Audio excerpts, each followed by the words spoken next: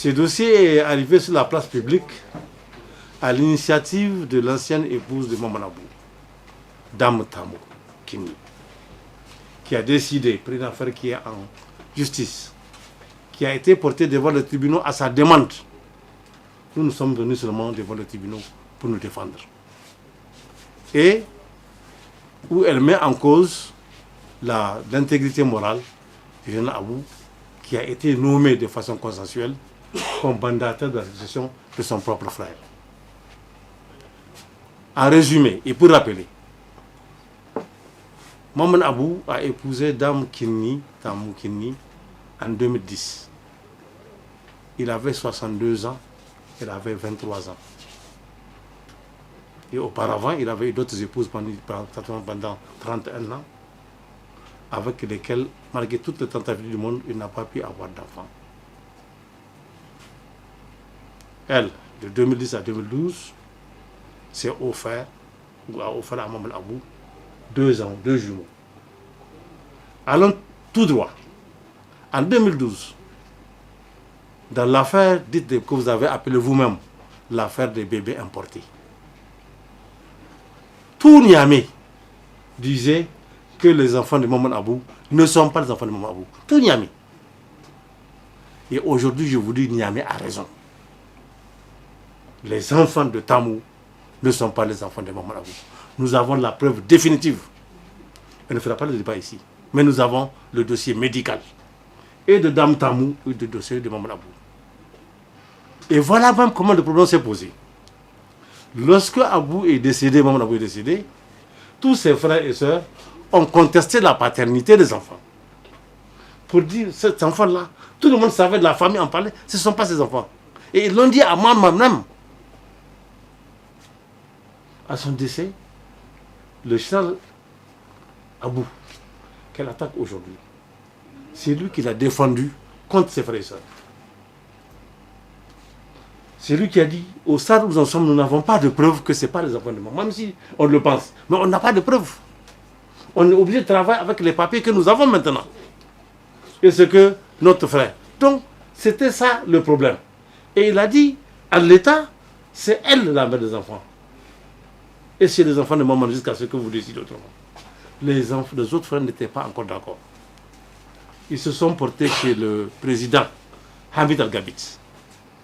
C'est lui qui a calmé le jeu. Et c'est ainsi que les gens ont décidé. D'après la coutume Touareg, les enfants de cet âge-là, en 2020, devaient être entre les mains de la famille du défunt. Surtout que Dame Tamou s'est remariée. Elle s'est remariée et elle a divorcé. Je vous dis qu'elle a laissé les enfants à l'âge de 6 mois à Maman Abou qui était à chaise roulante et qui était paralysée. À 6 mois. Elle est partie pour lui dire qu'elle ne peut pas rester avec un légume parce qu'il ne peut même pas la satisfaire au lit. Elle est partie se remarier avec quelqu'un qui a l'habitude de fréquenter la maison. Elle a eu un enfant.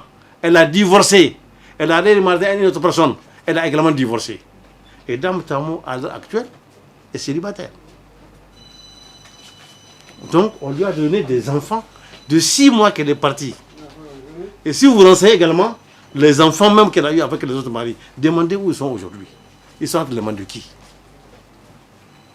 Donc, c'est Maman Abou qui l'attaque aujourd'hui. Le général Abou, c'est lui qui l'a protégé. Et il a voulu l'accompagner. Et la décision familiale, c'est de protéger la gestion des biens jusqu'à la majorité des enfants. Tout le système que Maman Abou a installé de gestion, le même système est actuellement en place. Le gérant se contacte d'administrer. Pour faire telle dépense, oui. Pour faire telle oui, c'est lui qui encadre. Mais la gestion des entreprises, les hôtels comme le primerie, c'est ce que Maman Abou lui-même a installé. Rien n'a bougé. Et, devant le jour où nous a convoqués, le général Abou a comparu pour dire qu'il va s'expliquer et il est prêt à fournir les preuves de sa gestion. Le juge n'a pas écouté, d'où de multiples incidents entre le juge et nous, entre le juge et le général. Et on a dit, on n'est pas d'accord, on a fait appel après ce qui s'est passé. Voilà maintenant, un autre juge a dit que à l'État, le mandataire c'est encore Abou, le général Abou. C'est à partir de cette décision qu'on a vu toute une batterie d'interventions qui sont en train de remettre en cause et la mémoire du défunt et le général Abou qui l'a aidé à avoir cette position. Mais entre-temps, lorsqu'il a convoqué, les autres frères et sœurs du défunt, ils sont réveillés. Ils ont trouvé le dossier médical de Maman dans ses valises. Ils ont trouvé le dossier médical de la femme en question. Et écoutez-moi bien. Maman Abou est resté dans un hôpital, AVC, paralysé, au lit pendant 1 an. Et c'est pendant qu'il était paralysé au lit pendant 1 an que les enfants l'ont été conçus. Est-ce que vous imaginez quelqu'un qui est présent pendant 1 an en train de faire des bébés? Ça n'a pas été possible. Pourquoi? Parce que la femme a voulu avoir des bébés in vitro par PMA, procréation médicalement assistée. Elle a rencontré une docteure dont nous avons également les pièces dans un cabinet qui organise la procréation médicalement assistée. On a fait un prélèvement sur elle, elle a été suivie et au moins elle était prête. Elle est partie se faire inséminer en Espagne. Vous voyez? Parce qu'en Espagne, on trouve encore des cliniques plus ou moins clandestines qui peuvent faire ça. Et elle est revenue à Paris, où elle a accouché, où on a fait le état civil des enfants qui étaient donc pratiquement fabriqués en Espagne. Donc, on n'a pas de trace qu'il y ait des prélèvements de spermatozoïdes, des gamètes chez maman, pendant son hospitalisation. Mais par contre, le dossier que nous avons trouvé, c'est un donneur inconnu qui a donné son sperme pour faire ses enfants. Et lorsque nous, en tant qu'avocats, on a voulu savoir, ils nous ont dit non, le donneur inconnu de la loi française est protégé. Ça, c'est un. Deuxièmement, la PMA en France, dès que vous avez 60 ans, en France, c'est interdit. On ne peut pas vous faire ça. C'est interdit. En Espagne, c'est pire, c'est 50 ans. Si un homme a 50 ans, il ne peut pas avoir de PMA. Et dans un couple marié, c'est les gamètes du mari, ce n'est pas les gamètes d'inconnus. On ne voulait pas sortir tout ça. On voulait garder d'abord protéger la mémoire de maman. Et elle-même l'a protégée. Sans ça, peut-être qu'elle aurait pu faire main basse sur tout ce qu'elle a laissé ici, des milliards qu'elle veut prendre aujourd'hui parce qu'elle est pressée.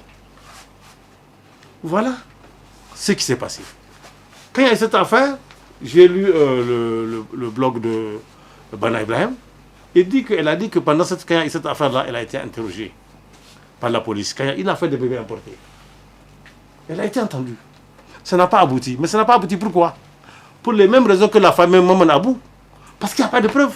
Il n'y a pas de dossier médical. La police ne peut rien faire. Les parents ne peuvent rien faire. Mais aujourd'hui, des gens ont payé pour les mêmes faits. Des femmes ont fait la prison. Des hommes ont été mis en prison. Des enfants sont placés dans des orphelinats.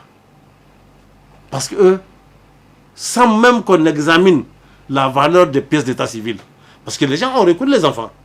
Ils ont des papiers d'état civil. Certains ont même des passeports. Mais malgré ça, le procureur de l'époque a poursuivi cette famille-là. Et les gens ont été condamnés, incarcérés. Aujourd'hui, nous avons des preuves.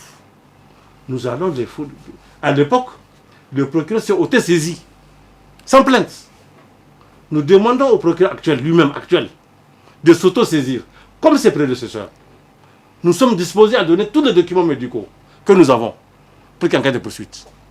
Et s'il ne le fait pas, nous sommes prêts, nous, à aller vers lui pour porter cette plainte-là. Parce que là, il y a escroquerie à la succession. Il y a captation d'héritage. Ou tentative de captation d'héritage. Il y a faux usage de faux. On a mis à quelqu'un des enfants qui ne sont pas les siens. Parce que tout simplement, on veut prendre ses biens. Voilà à peu près, en résumé, la situation que nous sommes en train de vivre dans l'affaire de la succession de Maman. Et je dis, ses parents ont le droit de porter plainte. Nous sommes ici en matière coutumière.